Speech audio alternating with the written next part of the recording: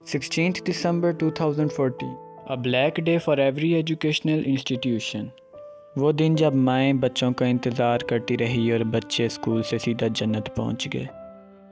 اور اسی لیے آج میں بھی اپنی اسکول یونیفارم میں یہاں موجود ہوں as a tribute to my all the brothers and sisters جو اس روز اس سینس لیس وائلنس کا شکار بنے۔ وہ دہشت گرد جو اتنی چالاکی سے پاکستان کے اندر چھپے بیٹھے تھے، انہوں نے موقع ملتے ہی بچوں کی خون کی ندیاں بہا دی۔ سب سے پہلے تو ان درندوں نے اسکول کے پاس کھڑی ایک گاڑی کو آگ لگائی تاکہ سیکیورٹی گارڈز کی اٹینشن اس طرف کاٹ سکیں، اور گارڈز کی اپنی جگہ سے ہٹنے کے بعد وہ کسی اور دیوار سے اسکول کے اندر گھسنے لگے۔ آپ یقین کریں کہ انہوں نے اتنی بے دردی سے اندر گولیاں چلائی، جو بھی بچہ ان کے سامنے آتا تھا اس کے خون کی ندیاں بہا دی جاتی تھی۔ سب سے پہلے ان درندوں نے ان بچوں کو نشانہ بنایا جو کہ سیشن دے رہے تھے، جس طرح ہمارے اسکول میں کیریئر کاؤنسلنگ اور ڈرگ ایڈکشن وغیرہ کے سیشنز ہوتے ہیں، اسی طرح کا سیشن تھا، اور وہ بس اندر داخل ہوئے اور بچوں کے اوپر گولیاں برسانی شروع کر دی، اور پھر وہ ایگزامینیشن ہال میں انٹر ہوئے اور ایگزام دیتے ہوئے بچوں کے اوپر بھی گولیاں برسانی شروع کر دی۔ اتنی دیر میں ہماری آرمی پہنچ آئی اور اس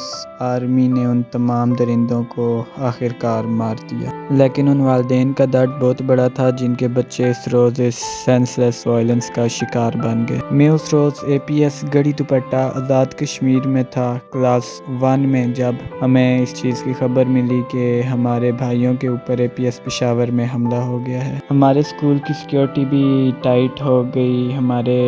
ساتھ کی جو یونٹ تھی آرمی کی، اس سے بہت سے فوجی ہمارے اسکول کے اندر آ گئے ہماری سیکیورٹی کے لیے۔ پاکستان کے لیے یہ ایک بہت بڑا دکھ تھا، اور اس دکھ میں باقی ملکوں نے بھی ہمارا ساتھ دیا۔ امریکہ اور انڈیا کا ذکر یہاں پر بہت ضروری ہے۔